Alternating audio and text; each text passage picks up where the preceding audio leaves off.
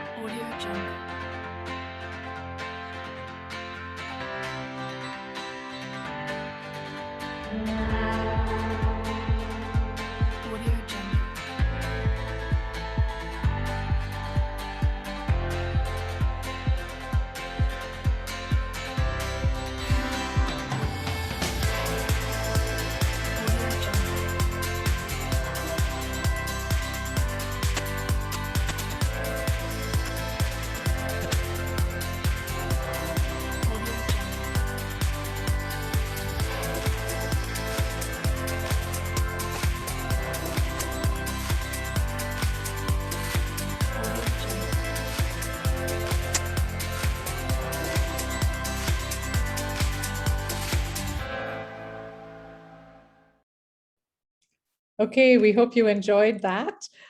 So welcome again, everyone. I know we might have had a few more people joining us in the last minute or so.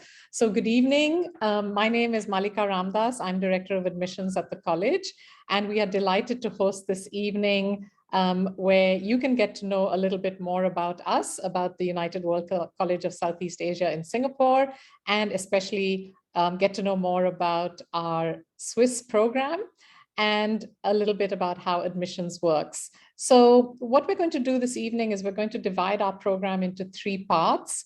We will have a presentation by myself and my colleague, Katie Phantom, who is our Deputy Director of Admissions. And the 2 of us will walk you through a bit of an introduction about the college, as well as the middle school program and how admissions works. We will then bring you on a virtual tour of our middle school and the Dover campus, since unfortunately at the moment we cannot invite you onto campus just yet because of our restrictions. After that part of the evening, we will move on to a presentation by the head of our Swiss program, Wolfgang Oesch. Wolfgang is also here with us this evening to take over and tell you about his passion, which is what he does at the school. And we will then go into a question and answer session at the end.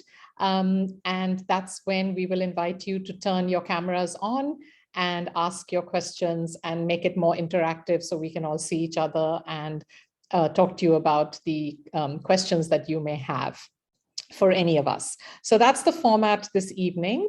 And so I'm going to start by telling you a little bit about the origins of UWC, and I'm just going to give you a quick introduction. So the United World College movement was actually founded by this gentleman whose face you see, whose picture you see on the screen, Kurt Hahn.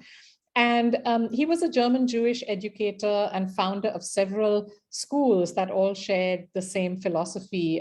Those include the Schule Schloss Salem, Gordonston School in Scotland, the Outward Bound Movement, and the United World Colleges.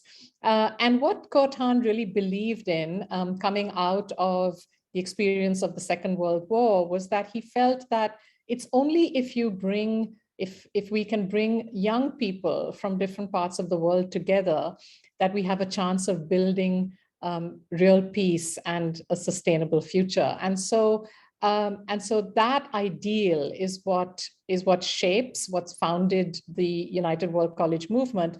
The original United World College is Atlantic College in Wales, which actually will be celebrating its 60th anniversary next year.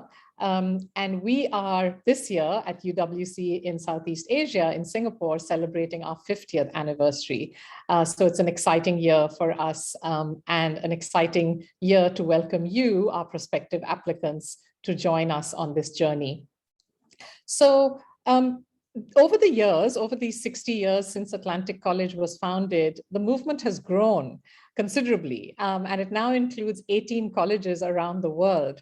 And what binds all of us together is this very powerful mission, which, as you can see, it says that we make education a force to unite peoples, nations, and cultures for peace and a sustainable future. So it's really interesting that we're a school or a group of schools that's based on an ideal which does not, it doesn't talk about getting students into the best universities, although we do that. It doesn't talk about, reaching your potential, not explicitly, although we certainly, we believe, offer a transformative education that helps our students to do that. It doesn't even talk about how students might benefit in very specific ways from their experience while at the college, although, again, we have lots of evidence to suggest that they do. But really, it is inspiring. It's a mission that inspires us and our students to really kind of shape their world in transformative ways. And that's what we're all about. And every aspect of the school really tries to tie itself to this mission and to our values.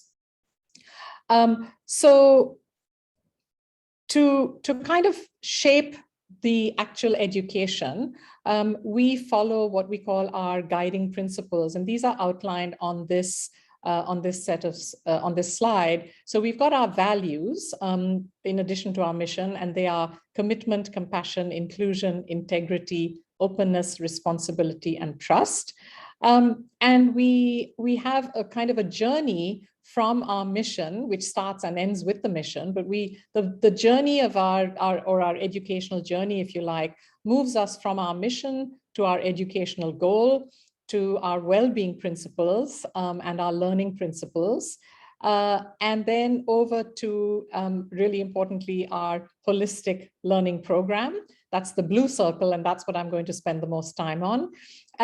And we try through that holistic learning program to cultivate certain skills and qualities in our students. So that's really Circle 5, the UWC SEA profile. And all of that is, again, inspiring our young learners, our young people to enact the mission, to take that mission and really put it into practice in their own ways. And they really decide how they want to shape that mission into reality in their respective ways. So one of the element that I'm going to spend the most time on is this circle, and that's our holistic education program, which consists of 5 elements. That's academics, activities, outdoor education, personal and social education, and service. And we are truly committed to this holistic education, and no one element is more or less important than any other. For sure, academics occupies probably the most time in terms of the student's day, but it's not more or less important than any of the other elements of the program. So what we describe our learning program as a concept-based learning program. And to give you a sense of what that means, I'm going to actually let one of our directors of teaching and learning, who's the voice that you'll hear in this video, explain what we mean by our concept-based learning program. So enjoy this. What is concept-based learning? Concept-based learning is centered around big ideas. Ideas so universal that they transfer across place, time, and situation. Content is important, so students must acquire knowledge and skills within each discipline. But the ability to make sense of their knowledge and skills in the world around them is just as important. This doesn't happen by accident. students are given a variety of experiences so that they develop conceptual understandings, significant ideas that transfer to new contexts. This ensures that they thrive in a complex and unknown future. The UWC SEA concept-based curriculum leads to the IB diploma in grades 11 and 12 and is developed from our mission. Our educational goal is that students embrace challenge and take responsibility for shaping a better world. To do this, they must develop higher-order thinking skills and apply their learning to diverse situations. Because our community is so international and diverse, our students bring a wide range of experiences, knowledge, and skills with them when they join us. A concept-based curriculum allows them to connect their prior learning to our experiences at school, as well as develop deep understanding. How do we develop conceptual understanding in our students?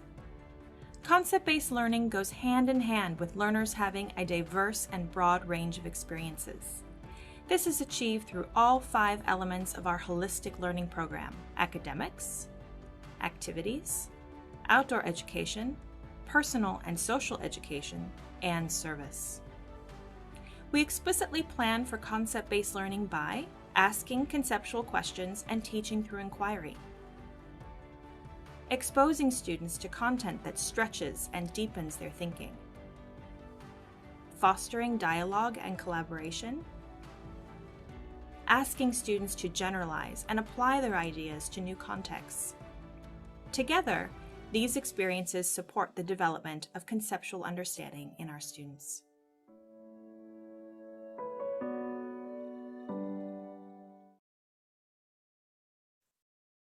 Okay, so one of the big benefits of the concept-based curriculum is that it means that our educational model is highly transferable to other contexts and to other schools and other education systems. And that's great for a very internationally mobile community, which makes up the bulk of our UWC SEA population. And of course is also true of other international schools here in Singapore and elsewhere. So we do have students who are with us for a few years, but then move on, leave the college because families are relocating elsewhere. And the beauty of the concept-based curriculum is that they're really developing skills and understandings, obviously within different subject areas, within different disciplines, but they're learning about concepts, and then teachers have the freedom to choose to teach the same concept using different kinds of content. That might be different in a history class, and in fact, it might even be different from one particular class and what they have chosen as their focus for a concept such as, let's say, migration, to a case study that another class is using, but to also develop an understanding about things like migration or language, or really that idea transfers across all of the different disciplines. So of course, when they're doing that in middle school, we are designing the curriculum to be a bridge between primary school, which for us is grades, actually K1 to grade 5 is considered primary school, and then middle school is grade 6, 7, and 8. And so our middle school, in some respects, resembles primary school in that students are taking their core subjects with the same class. However, they are moving, they are taught their specialist subjects by different teachers in those, and they move around for those different specialist subjects. So it's a nice way of helping to build some independence in middle schoolers as they transition from being primary school to being high school students. So with the academic program then, students are learning a combination of core disciplines, core subjects, as well as some specialist subjects, which you can see on this slide here. And we have an incredible range of specialist subjects that are offered, but every middle schooler will take drama, music, visual art, and then also subjects like design technology, physical education, and a life skills course. So it's really a holistic academic program as well as being a holistic learning program. Now, moving on, and I'm going to just touch very quickly on the other elements of our learning program. So we have the activities program at UWC, which is incredibly rich and spans all sorts of a huge array of offerings that span the areas of kind of creativity, athletics, and leadership type activities. The range and breadth of activities is quite staggering, and one of our advantages as a very big school is that we can give students lots of opportunities in sports, in leadership, in the performing arts, and of course, unfortunately, due to COVID times, we have had to have some restrictions in place, but I will say that we've still managed to carry on with and offer a huge number of activities that students have been able to pursue despite the restrictions. And students have actually adapted incredibly well. You'll notice that in some of these photographs, students are not wearing masks and are able to, so these photos were pre-COVID photographs, and you'll see a mix of images in our slides, which are both pre-COVID and then during COVID times. So in short, I will say that the activities program is a wonderful learning experience for students where they're getting to hone skills like leadership, teamwork, but it's also just great for cultivating their interpersonal skills, building relationships with other young people and with adults. So that's the activities program. Another very, very key element of our learning program is the outdoor education program. And you might, at this point, wonder, well, how is that carrying on in COVID times? So I think what I want to emphasize is that for us, the outdoor education program is not simply about trips. It's very much about developing certain skills and qualities in young people and helping them to kind of move outside of their comfort zones in many ways, but it is a scaffolded program. So, they have an amazing learning experience, but it's under the care, supervision, and support of the adults who run that program. And we're very lucky to have a dedicated in-house outdoor education team that plans and organizes the experiences that the students have. And during this past year, they have managed to adapt a lot of our outdoor education experiences. So it's now described as a hyper-local experience. But I will say that the feedback from students is that they've been, still having an amazing time, whether that's kayaking here in Singapore, experiencing actually parts of Singapore that they didn't even know existed. And the emphasis in our outdoor education program is about, helping students get connected with other people and with nature, and through that, developing their skills and qualities. And that is continuing very much despite COVID. So yes, the key skills that we're looking to build through our outdoor education program are resilience, collaboration, and leadership. And then I'm going to move to the service element of our program. And I would say that this is really kind of a key piece of UWC's ethos. I think the distinguishing aspect of our service program is that it is not about one-off engagement that students do, a beach cleanup for one day in the year is good. But I would say that at UWC, again, because all of our holistic program, all aspects of our holistic program are articulated in a K through 12 developmental approach, that is also true of service. And the emphasis is very much on service learning rather than simply one-off kinds of engagement or interaction. So we do have the opportunity for students to sign up for service, and they have a choice between college service, local service, and global concerns or global service. So college service, as the term implies, takes place on campus. There are different kinds of activities.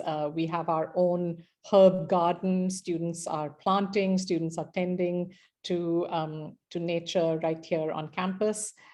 We also have local service, where we have an incredible set of partnerships with local community organizations, where our students have the opportunity to interact and be of help, but also learn a great deal from the communities that they're engaging with.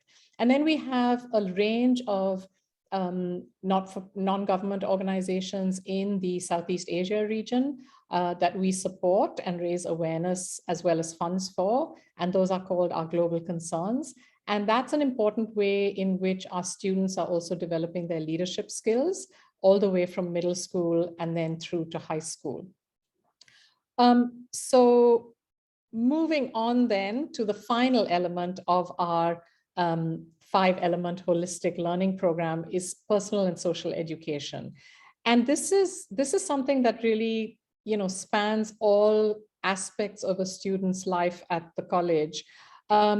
We do have a taught program, which is delivered primarily through our mentor group time. So teachers have responsibility for a class that's called their mentor group, and they get to know students in their mentor group, or I think in middle school, actually, it's called advisory.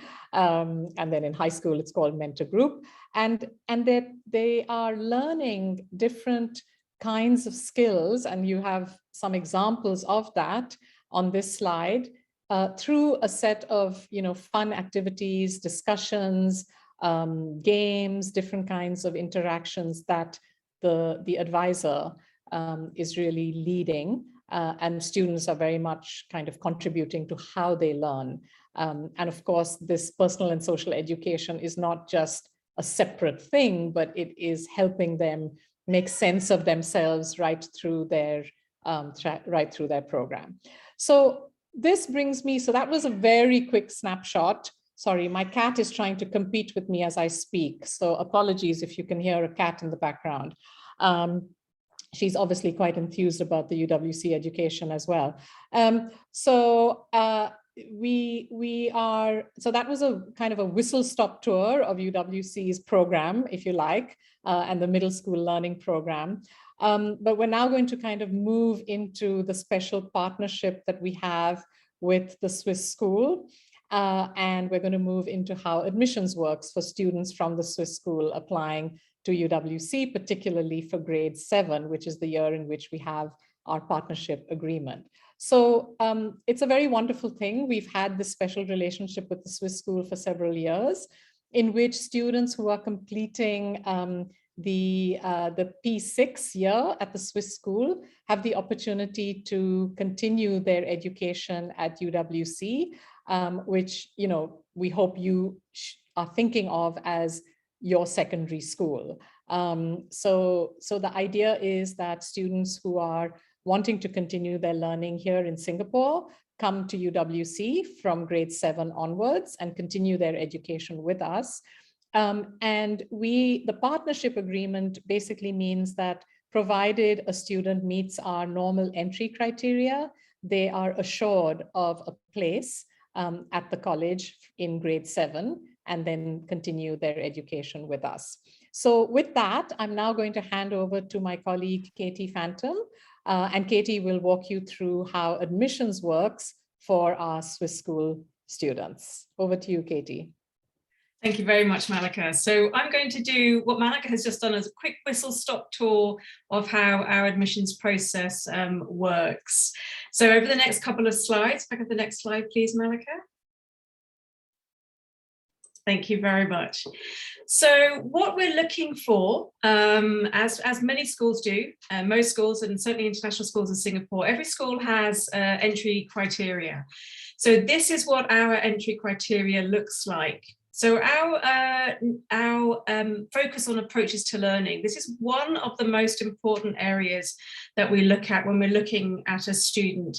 Are they engaged? Are they excited about their learning? We do look at attainment, but we're not an academically selective school, but we do have a rigorous academic program, and we want students to be able to thrive in it. So typically we're looking at students who are achieving between the sort of the middle and the upper bounds of their current school's attainment levels. We're also looking at their interests and their involvements. It's another very, very important area for us. So will your child take advantage of everything that we have available for them at Uwcsea SEA? Will they look to challenge themselves? Will they look to take risks and grow within the programme? And then for students who are applying for middle school, which your students will be, do they have an understanding of UWC and our mission? Do they have an appreciation of our values and our guiding statements, and an ability to potentially engage in the mission? Thank you, Malika. Next slide, please. So what's considered when we're reviewing the applications? So as we mentioned before, we're looking at approaches to learning, a very important element with regards to the school reports that you submit. We'll look at the EAL assessment outcomes from the online test and the interview, and I'll say a little bit more about that as we move through the slides. And for grade 6 and above, we ask applicants to complete a student statement. We really want to hear from the applicant themselves, and it is actually one of the most interesting parts of the application process when we're reviewing applications. And a little top tip to parents out there, please make sure that this is in the student's voice. We really want to hear what the student has to say rather than what the parent has to say on the student statement. And then any other additional information which might be pertinent to the student's application, or anything about your family's interests and how you're connecting with us and what attracts you and how your values match our guiding values and our mission. Thank you, Malika. So how do you complete your application? So your application will be completed online via our website, and we will be sending you through the login details on Monday, the 29th of November. I'll go into the dates a little bit so you don't have to worry too much about scribbling them down. We will receive a list of the interested applicants from the Swiss school, and then we'll be sending you the login details so you can then apply online. There's no need for you to apply any earlier than this, so please don't worry about needing to apply now. There's plenty of time. So your deadline to complete the application, once we've given you the login details, will be the 10th of December, which is approximately 2 weeks after when we send you the login. But you can actually start to gather all the information now. So as you can see, we need school reports, typically 2 to 3 years of school reports. We also require the student statement, which you can get via our website. So start to gather all that information, so when we give you that login, you're ready to go. You can complete that application form in no time at all. And then for those students who do have additional information that is pertinent to their application, so for example, if a student is receiving education psychologists, if they have an educational psychologist report or a speech therapy report, please do upload that as part of the application process. And then last but not least, it's the application fee, which will complete your submission for your application. Next slide, please. So this is our timeline. So today, Friday, the 8th of October, is our presentation. And then by Monday, the 22nd of November, the Swiss school will then submit the interested families' names to us and your contact details. And then a week later, on Monday the 29th, we'll send you the login details, so you have all that information, and we give you instructions about how you'll be able to log on to our application process. So the deadline, as I mentioned before, for you to complete that application process will be Friday the 10th of December, approximately 2 weeks after we send you those login details. And then during the week of the 17th of January, we're going to be sending you further details about the online EAL assessment. Now, this EAL assessment can be done at any time, so in an evening or a weekend. It's completely up to you and your student when that EAL assessment is completed. But we will ask you if you can potentially or possibly complete that by the 1st of February, because it does take a little bit of time for the process to get back to us with the actual outcome of that test result.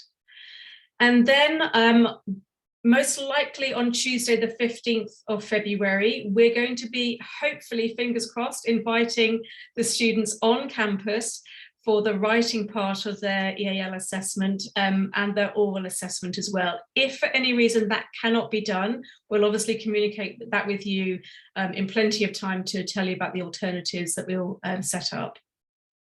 And then during week of the 28th of February, we will be making the offers. And then during the week of Monday, the 14th of March, it will be your deadline to accept those offers, which is the usual process that families have with regards to accepting the place by completing the acceptance fees, paying the acceptance fees. Malika, is there anything else you would like to add to that timeline, just in case I missed anything? No, I think you covered it all, Katie. Thank you. Fantastic. Okay, over to you. Okay, oops. Sorry. All right. So I know that it's frustrating that we can't hold this information session on campus. We would have loved to do that. Traditionally, we used to host this event actually yesterday evening. And I say that because the Thursday before we close for our midterm break, which is at the end of today, is a very special event at the college called UN Night. Everybody dresses in their national outfits, costumes, and we host a wonderful kind of food festival, and a way to support our global concerns organizations under our tent plaza.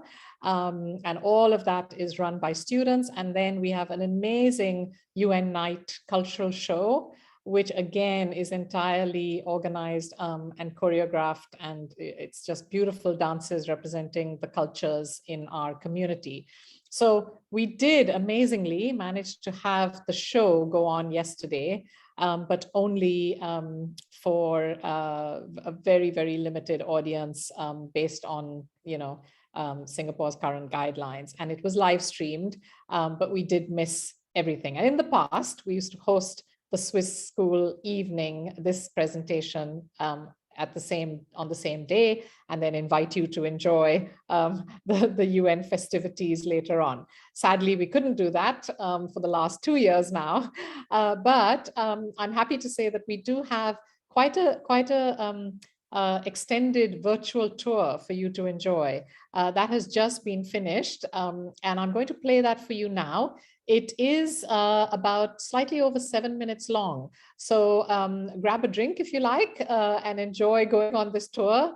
And then when we finish the tour, I'm going to hand over to Wolfgang, who will talk you through the Swiss program. Okay, enjoy the tour.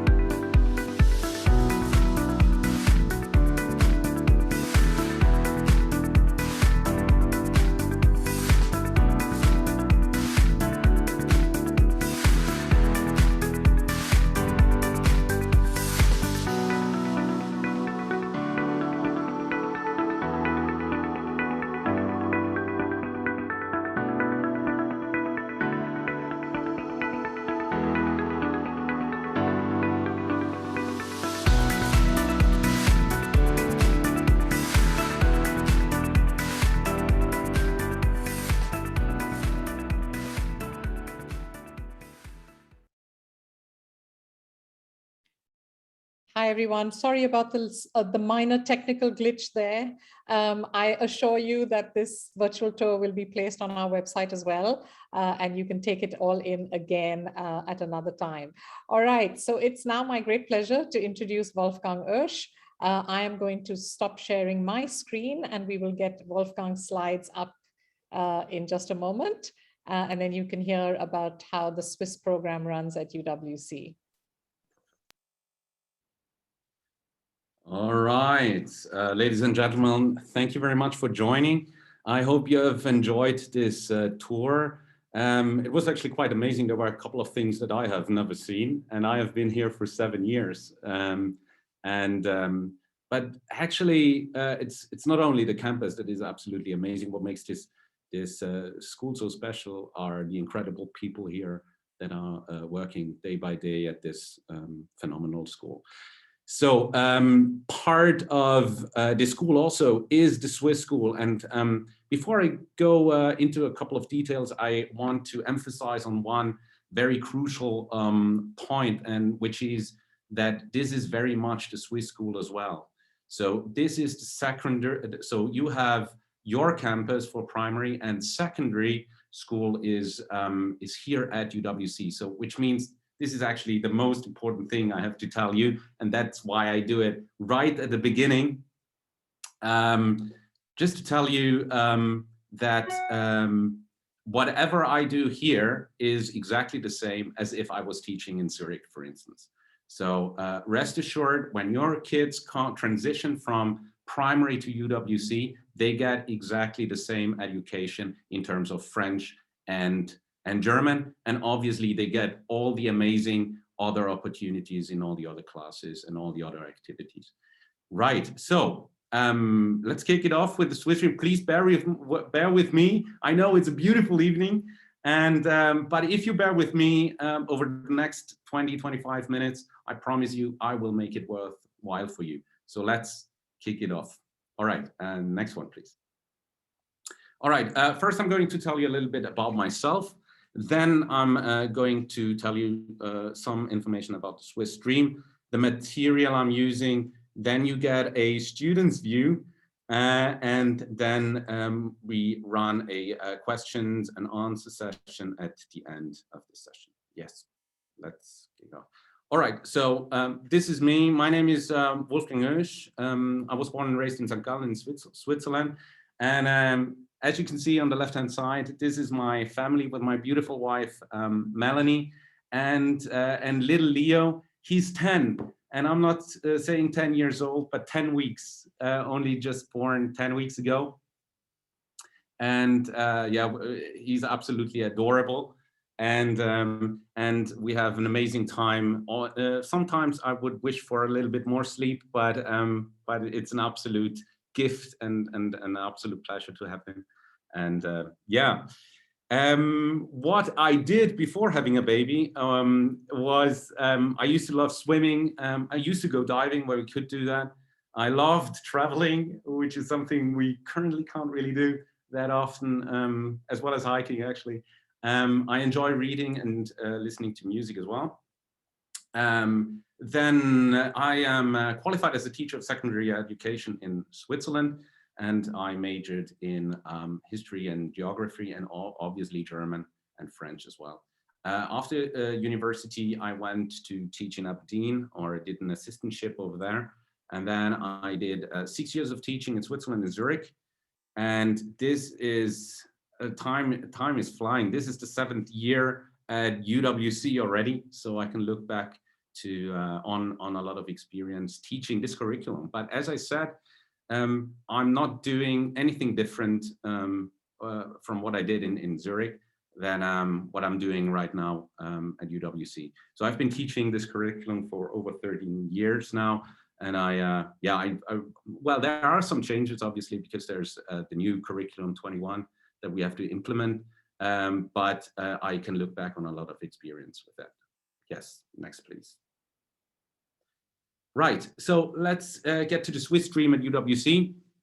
So as I pointed out, grade 7, that's middle school, is grade 7 and 8 for SWISS kids.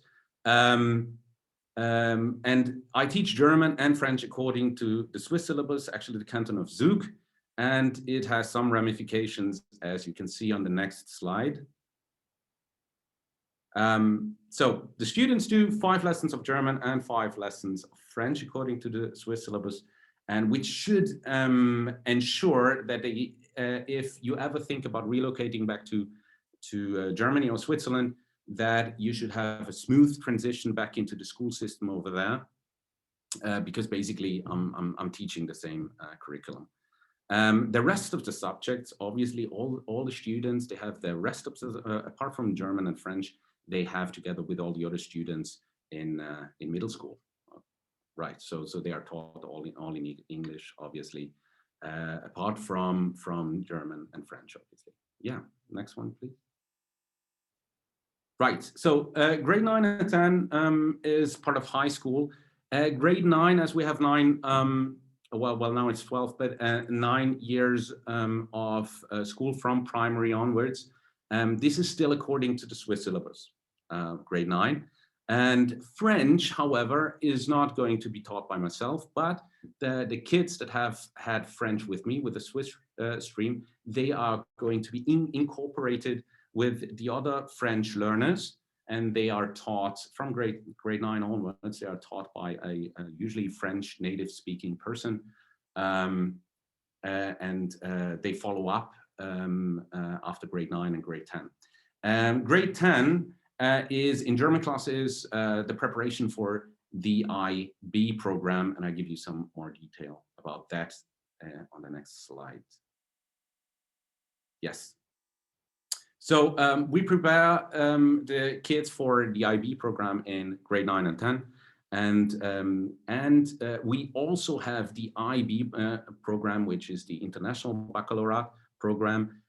We have it here as well at UWC. And so they can do what they do in the IB program, which is taught by another German teacher. They have the option, or usually actually all of the kids I teach do the bilingual diploma, which is absolutely amazing. So they have like the Matura, like in a bilingual way, which is a great opportunity to have.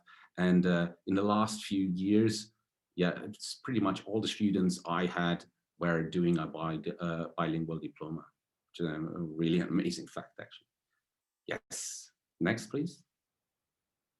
Right, so this is actually, it looks a little bit scary, I know, but this is actually my timetable, but it should just display a little bit of what the kids have to expect. So when you have a look at grade 7, so usually they have one period, which is usually 2 lessons, one period of German, like on Monday morning, as you can see. And here, this is topic-based, that's why it's thematisch, it's topic-based. So for instance, we do poetry, or we talk about how we communicate in society, different levels of communications, for instance. Then we talk about the media, things like that. So it's all topic-based. Then on Wednesday, as you can see, we have Sprachreflexion, which is grammar and vocab, which is very, very important for the kids as well. And then we have one lesson a week, which is reading class, where the students sometimes can pick their own books, and then they have to do things like tasks like writing a letter to, let's say, Lord Voldemort, or to Harry Potter, or make an interview with Voldemort, and so forth, depending on whatever book they want to read. But from time to time, obviously, we also have like class lecture, which means so we are all working on the same book, and so we can discuss that a little bit as well. Then what you can see here as well, like after school classes, there you can see like French classes, so which is not incorporated in the early lessons, but more like it's an after school activity, so to speak. And so they would have that in the afternoon from 3 to 4:30. They have one block. Then they have one lunchtime block where we usually play games in French, like memory and things like that. And because they need their hands free, they can't write because they are eating usually during those lunchtime classes. And then you see there's another block on Thursday. So we have 5 lessons of French per week. Right, okay, next please. Right, course books. So the beauty of the whole thing is that you might recognize some of the books that I'm displaying here. In German class, we use Sprachwelt Deutsch. It's the top books here that are on display. I also use other material, of course. And in French class, we use, so you might recognize this, which makes for a very smooth transition as well from primary. So I use, rather than Didonc SISS or 6 in primary, I use Didonc 7 and then Didonc 8 in 8th grade. I use a lot of books and articles to keep them up to date with what is happening in the world, and especially what is happening in Germany, Austria, and Switzerland. For instance, we were discussing the elections that were just happening in Germany a few weeks back. Well, actually, not that long ago. There is a vast range of supplementary material, as well as all the books. Actually, they are online, and the students can always, at any point, they can access those books, that material is. So if they're really bored or in their holidays, they have nothing to do, they can resort to this this material, and it can do some supplementary exercises if they want to, or if they need to. Maybe depending on the parents a little bit as well. But they also have, as I said, they have all the textbooks also online, which is, so they don't have to carry them around that often. So if usually the kids go home, and then they can access all the books online as well. Actually, Didonc, for example, you know this from primary maybe, is we use the online version, so all the exercises are on the online version of the book, so they don't really need the books anyway. Good, next slide, please. So there's a lot, what about the Swissness at UWC? So obviously the topics, they are given by the Lehrplan 21. There is a strong focus, however, also on Swiss, German, and Austrian identity. We discuss culture, history, traditions, especially the media, newspapers, and other things as well, to give them some sort of identity as well in these classes. We actually also discuss like, let's call it fundamentals in politics in general, but usually I talk about Swiss politics, but also like the German system, so we can, the German and Austrian system, so we can actually compare these. And there is an absolutely strong connection to the Swiss school as well. And the students, for instance, maybe you have spotted that already in the Uwcsea, or now it's called Moment, I think, yes. Or Moment, or Moment, probably that's the beauty of it. And maybe you have spotted some articles already in the formerly known Uwcsea, where my kids usually write these articles every now and then. And also I join workshops at the Swiss schools as well. And I happen to have a lot of good friends at the Swiss school as well. So there's a very good connection to the Swiss school in Singapore. All right, next one. All right, now, this was pretty much my perspective. Let's have a look at the perspective, the kids' perspective. I have to tell you though that these were made last year. So maybe you recognize those two faces, but keep in mind it was done last year. All right, let's have a look at that. Hallo, also ich bin die Emma und bin schon fast 5 Wochen hier am UWC. Mein erster Tag verlief ungefähr so. Ich bin halt erst vom Bus zum Office gegangen.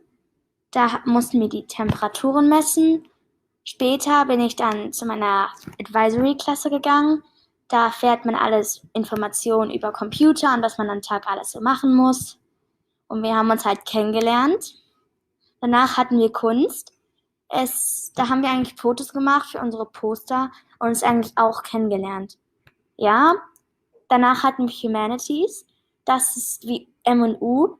Und wir haben uns kennengelernt und einfach die Unit besprochen.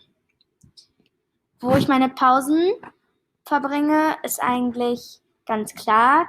Ich gehe manchmal in die Bibliothek, das ist schön ruhig und es gibt eine Vielfalt von Büchern. In der Counselor, also im Wellnessbereich, war ich jetzt auch schon ein paar Mal.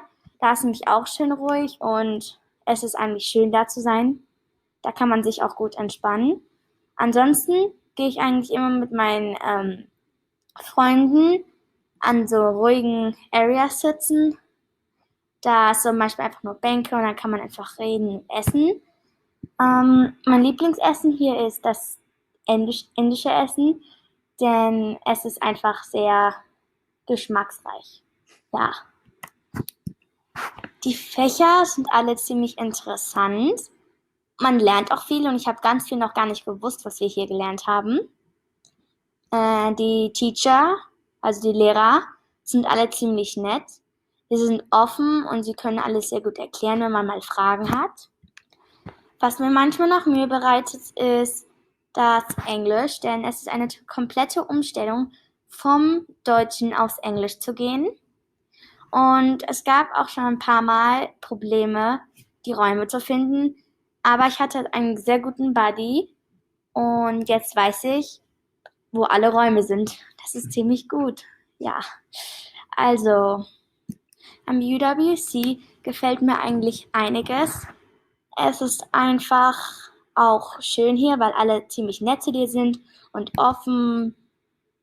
Etwas, was man vielleicht verbessern könnte, ist ein bisschen Schilder aufzuhängen, weil es ist ziemlich nutzvoll am ersten Tag. Aber sonst ist eigentlich alles gut, die sind organisiert und alles. Danke fürs Zuhören. Tschüss.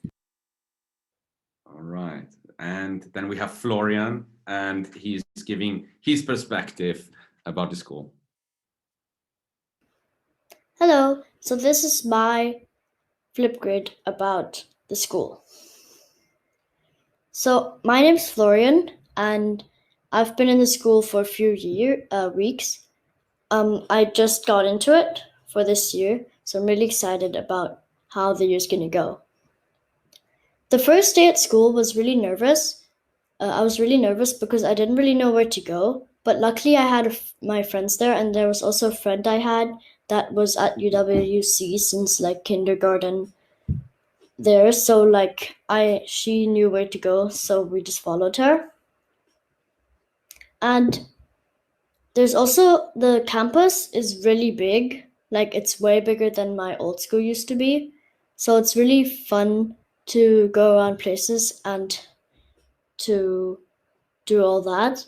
But what I don't really like is that it's so big, so it takes so much energy to go up like 4 stories and then 6 stories and then back down and then back up. So that's really energizing, but it's fun sports. So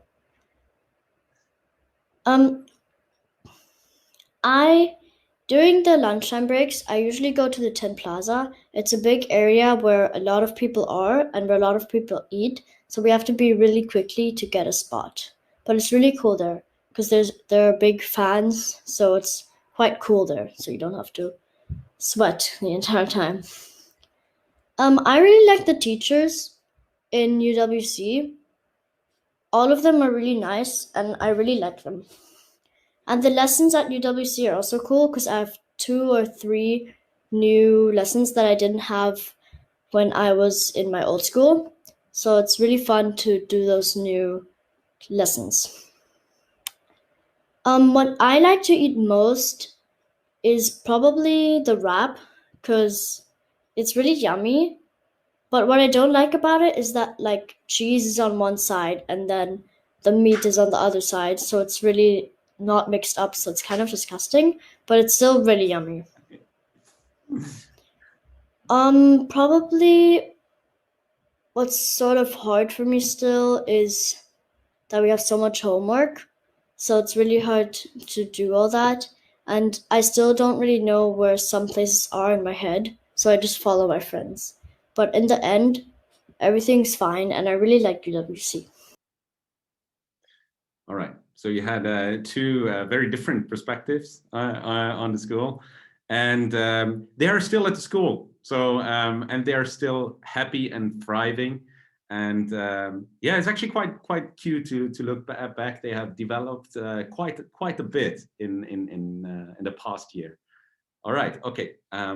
Let's go to the next point. I think there's, yes. So as you can see, so these are the main kind of concepts that they have to learn at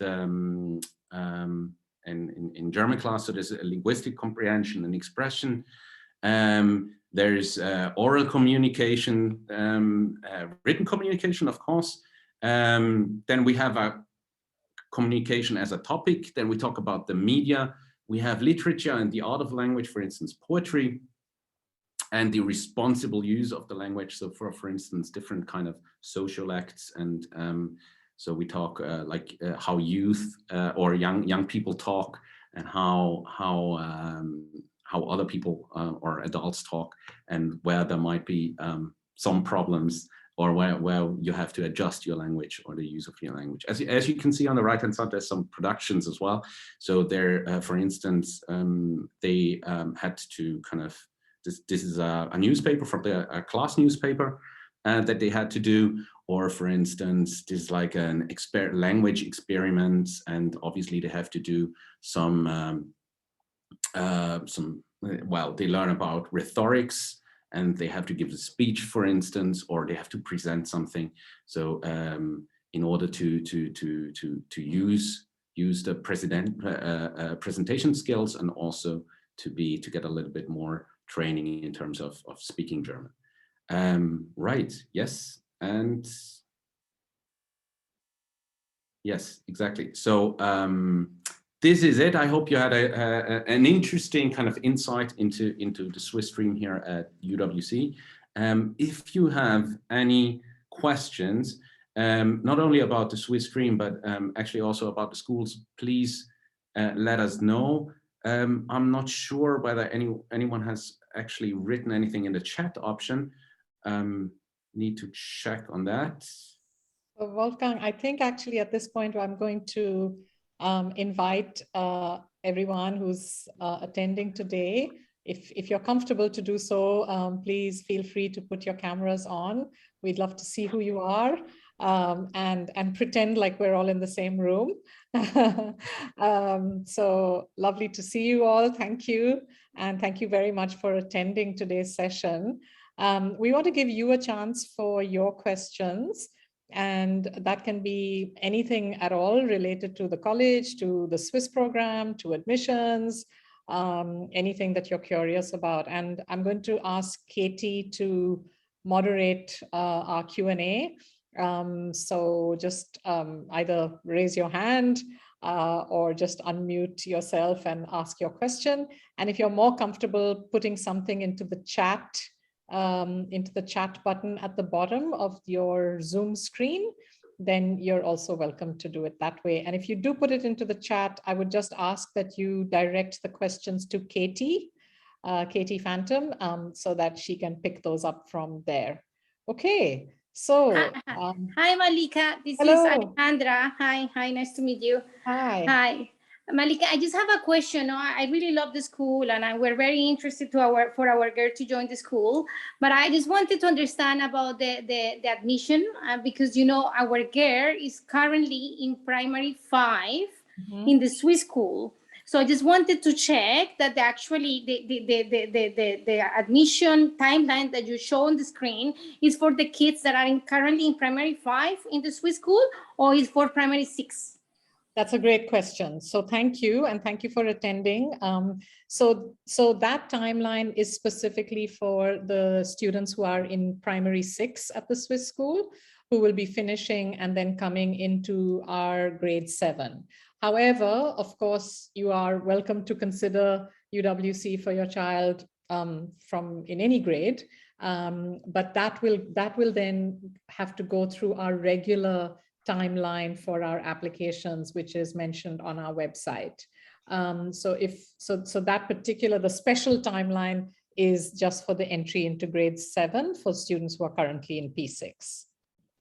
Okay, thank you very much. That clarifies. Thank you very much, Malika. Wolfgang, did you want to add something? Yes, I do. Actually, the thing is, thanks for joining us today. What I wanted to say or emphasize as well is that actually a lot of parents are a little bit scared about the English skills that they have to produce when they write their assessment. And truth be told, usually they're doing a great job at the Swiss school, so they are usually, that's not that big a deal, and they get very used to speaking English. It takes 2-3 weeks even, or a month or two, and they're fine. However, in terms of German, that's the thing, they need a lot of input in German. And I would always advise parents to give the kids as long, as much time as possible to get as much German input as possible, because so they would, I would always advise them to have the kids in primary till grade 6. First, the transition is way more smoother, as you have heard from Malika, and also they get way more input in German, which they need, because afterwards at UWC, I do what I can, obviously, but obviously they only come to my class. It's like 5 hours per week, and this is the only German they get. Whereas at the Swiss school, they get much more time. So please do take that into consideration when you make that decision. Yeah. Okay, we have a couple of questions on Norbert and Agnes, parents to Alex, who is in the grade 6 in Swiss school, so will be joining hopefully next year. We arrived to Singapore only in April, so his first, not even a year here in Singapore. And thanks, Wolfgang, what you said about German, but let's say this is less of the concern because she's German native, so she'll be still speaking at home German, but English is it's a little bit of a concern. And we talked to Swiss school, or Swiss school talked to us that maybe Alex is not fully prepared being out of Swiss school in Switzerland and here. So some reservations. What is the gap still to do the test? So what is really the test about? I mean, you mentioned in the admission criteria, Katie was showing that the preliminary assessment will be coming out in February, I think, or January, the test, and only then we will be going for the test. Is there anything we could test before, what we could test before to find out the gap? There is a couple of months left, yeah. Sure, thank you for the question. And actually, I think Alex's teacher, Jimmy, has been in touch with me as well to ask on your behalf.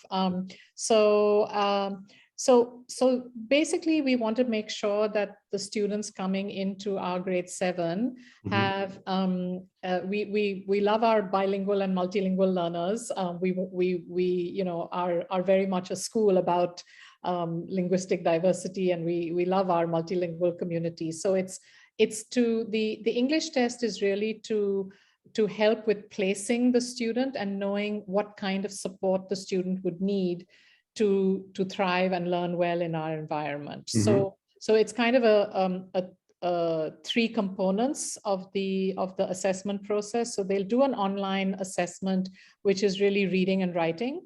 And we will send a link to that online assessment in January, as Katie mentioned.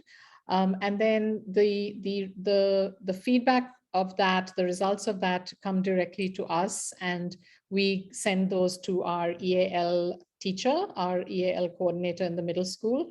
And then when the students come to campus, hopefully in February on that particular day, basically they will all sit a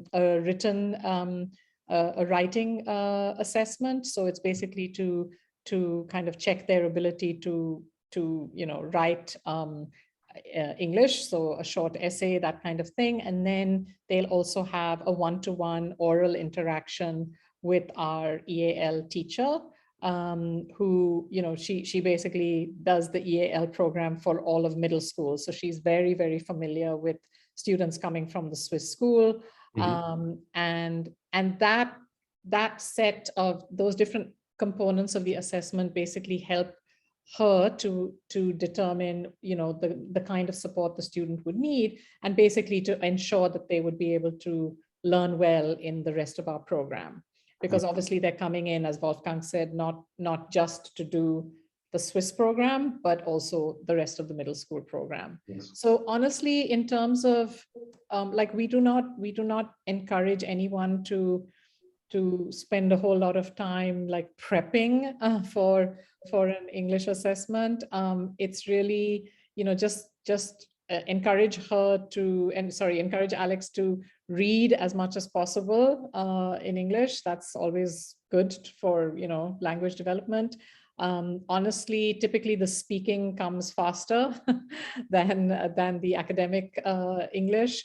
And really our EAL program at the school is to support the development of their academic writing and reading skills.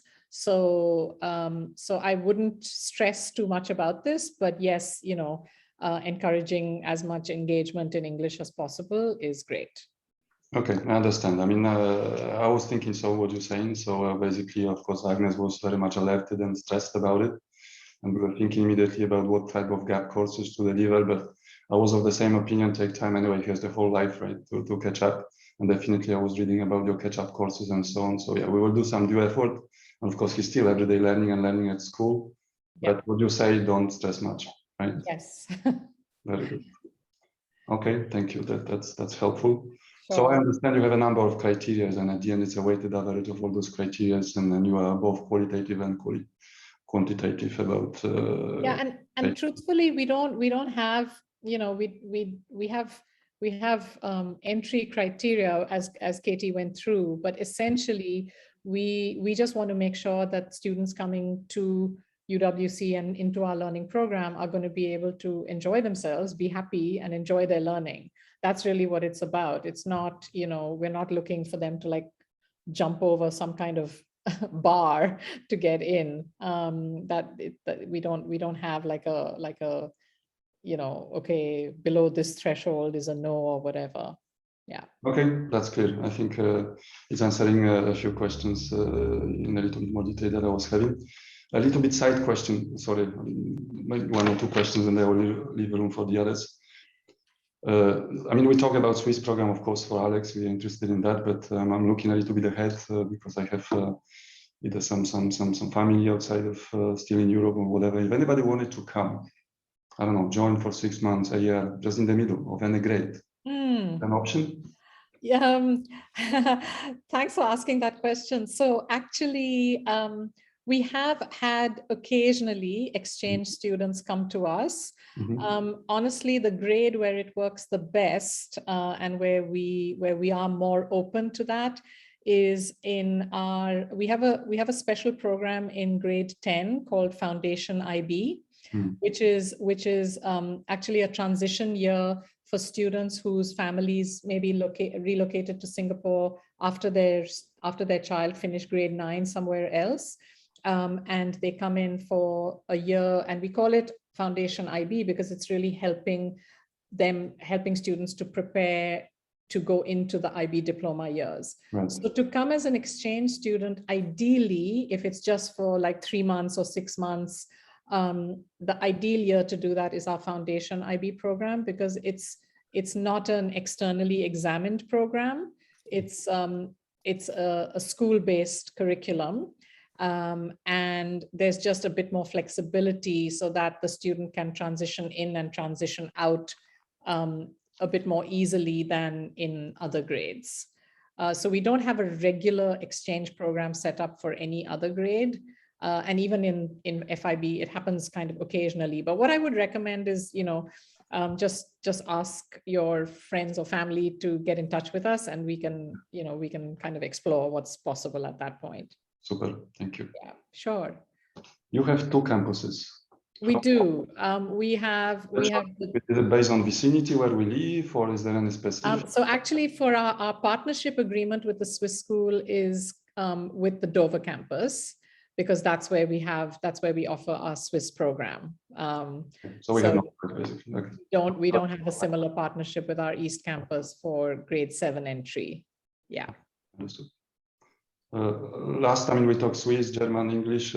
What is the school's connection to Singapore? I mean, we are in Singapore, so what you have that basically makes kids a little bit tied to locals, right? And the Chinese and focus on? Yeah, so actually Chinese is offered all the way from kindergarten to grade 12. It's a very robust language program. We also actually, it's really through the holistic learning program that we're very connected into Singapore. So particularly through our service program, I would say. And interestingly, actually, partly because of COVID, in the last couple of years, as I mentioned, our outdoor education program has become kind of a hyper-local program because it's had to be in Singapore. And I would say that has also strengthened the students' exposure to and awareness of kind of, you know, different parts of Singapore, different kind of subcultures within Singapore. They do a lot of kind of guided exploration projects related to their schoolwork here. So yeah, I'm going to stop. I've been talking too long. Wolfgang, Katie, anything to add? Not to that question, not to that answer, no. Okay, super. Thank you. That's all from me. Thank you. We have had one question that's come in via the chat. I have answered it personally, but I think other families might also be interested in this as well. So one parent asked, do we have lunches? Do we have access to providing lunches and transportation as well? And the quick answer to both of those questions is yes, to both. Malika, I wonder if you want to talk a little bit about, or Wolfgang, in fact, about the food options. The food is incredible. The food is incredible. So we have there's something for everybody. So they have food from there's Asian food, well, different kinds of Asian food. There's Western food. There's Middle Eastern food.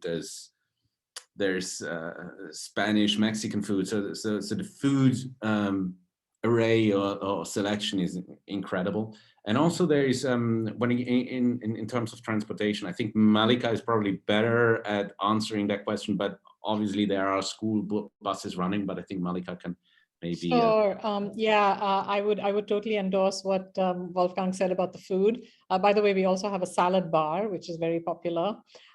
Even with middle schoolers, believe it or not, it's sometimes you have to fight them for a spot in the queue. Yeah, as far as transport is concerned, we do have a bus company, a transport company that's been working with the college for a number of years, Yeep Transport. And it you know, the service is really good. It covers most of the island, not every single part of Singapore, but a lot. So it's you know, there's certainly options there. And we actually have an after school bus time. So if students don't have an after school activity, that's one option. But then on the days when they do have an after school activity, there's a later bus as well. So yeah. Thank you. So I don't have any more chat questions. Does anybody want to ask a question live? Feel free to unmute yourself. Yes, Marta, yes, go ahead. Yes, Marta. Myself. So I have a question to Wolfgang, in fact, because from your presentation, I understood there are some core subjects and some specialist subjects. And then you said that you teach German for 5 hours a week. Does it mean that you spend only 5 hours a week on German with children in the 7th grade? Yes, exactly. So it's 5 hours per week for pretty much every grade. So I teach grade 7 to grade 10, and it's 5 hours per week, yes, of German. And then for grade 7 and 8, I teach 5 hours of French as well. But so also, how do you then ensure, because you said on the other hand that you follow the Lehrplan 21, the special 21 curriculum, or however it is called in English, of Switzerland, and at the same time you only spend 5 hours with children on German. So how do you, but it's the same in Switzerland. Ensure that the curriculum is, I don't know. Yeah, exactly. Yeah, but in Switzerland, as well. So I would teach 5 hours a week of German. So what you mean is that you follow the Lehrplan 21 only in the subject of German, not generally. Well, German and French, of course. And French. Yes. Okay. Obviously, if you talk, for instance, Räume und Zeiten, or like humanities, as it's called here. So the kids they would be together with their other friends, and they would have their class with a humanities teacher, whereby they would have like the guidance or like the curriculum, they would follow the same as everyone else here at school, yes. Yeah. This is exactly that is what came to my mind. Do you have any guidelines, or what specialist subjects the children should pick up for the let's say 6th and 7th grade, so that they could be easily integrated back in Switzerland? So the thing is, well, the short answer is, well, no, because I mean, we have obviously German and French is according to the Swiss syllabus, which is kind of let's say the most important. It is the most important part if you ever want to transition back into the Swiss or German system, right? But in terms of, let's say, humanities, I mean, let's talk about, if you take the guidelines from Switzerland, there is obviously a couple of topics that they have to do. But even I was teaching actually geography and history in Switzerland as well. But I mean, you had a couple of topics that you had to talk about, but it was actually quite a broad selection. It's more about the concepts. And when it comes to the concepts, they do a fantastic job here at UWC as well. And they talk pretty much, well, as far as I am concerned, they talk about similar things. However, when he talks, I don't want to go too much into detail, but when it comes to history, they would have the broader context or concepts as well, but they would not necessarily pick a history class like examples from Europe as we would do. They would also pick from local history as well. Like when it comes to like, I don't know, persecution or something in history, they could also do they will talk about the Khmer, for instance. But the basic concepts are definitely translatable or transferable also. So that has never, ever been an issue. Okay. Never. So the main concern is that they keep their German, that they know because it's very important when they go back to Switzerland that they have that still, that they are on par with all the other students back in Switzerland, and the French classes. So if you transition back to Switzerland at some point, we pretty much, we guarantee that they have the same level, or they have talked about the same things. Yeah. Good. I hope that answers your question. Yes, it does. Thank you. I have actually 2 more questions. So another one is the admission team. You mentioned that we also have to submit the school reports. And I wanted to ask, what is the normal content of such a school report? And I'm not talking about the Swiss school here, because I'm sure that they know exactly, but do I have to go back to this? Because we just arrived, basically. So do I have to go back to the primary school in Switzerland and ask them for such a report? And if yes, what should be the content of it? Okay, so maybe I'll jump in. Thanks, Marta, for the question. So yes, in addition to the report from the Swiss school here, we would want, if you've just arrived, as you said, we would need at least one previous year of the school report. Now, you don't have to ask for anything different from what they already gave you at that time. So when your child was in school, whatever reporting you received, that's what we want to see. That's it. Basically, the grades. Yep. And the numbers of days he was absent. That's correct. That's correct. Okay. That's exactly right. We're not asking for anything else. What we do also ask for in the application is a teacher from the student's current school. So that would actually be at the Swiss school, just in case we need to reach out for more information. But again, that would be for the Swiss school and not for your child's previous school. Just one thing to add as well onto that, Marta, that if the report wasn't in English from the previous school, we would need that translated in order for that to be submitted. And do you need a professional translator with the stamp and so on, or can we do it ourselves? You can do it yourself. Coming from the Swiss school to us, we will trust what you're giving us. And actually, we have a German speaker on board, so. Yes, Malika. Actually, I wasn't speaking about myself. I wanted to say that. So I wasn't speaking about myself in that case, but it so happens that I can read German as well. Good. And my last question, I'm not sure who would be the best to answer, maybe to the three of you. How long are the normal school days? I saw from what Wolfgang shows us that 8:10 is the normal start time, but how long is the day? Well, shall I start off? Well, the thing is, well, that depends a little bit on that. Well, normally, so if they don't sign up for any activities, then you would have the start in the morning at 8, and then it would go all the way through till 3 p.m. That's with no activities. The activities, as we said, there's a vast selection of things you can do. So I got a few kids in my tutor group, for instance. They are here on campus at 5:30 and go swimming in the morning before school, and also I have other kids that have activities running till 6. So it depends on how many activities you sign up for. But basically, it's in the morning from 8 till 3 p.m. However, the Swiss kids, they are in a very lucky position that they get an extra tuition of French. So on 2 days, so they would on 2 days they would stay here till 4:30, if they don't have any more additional activities they signed up for. Thank you. Thank you, Marta. And I would just say that, the advisors do a really good job of helping to support students have a balanced program so that they're not overloading. For some students, it's a bit like being in a candy store when they've got all these fabulous choices and they want to throw themselves into a lot of different activities. And some can manage that better than others, but the advisor, gets to know each kid and supports them to kind of have a right balance of their activities. Yeah.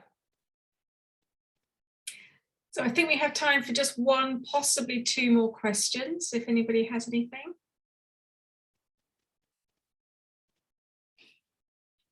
And I just want to do a quick shout out to our colleague Christina, who's been putting in lots of links onto our chat. So if there's anything there that takes your fancy, please do grab that link to look at that later.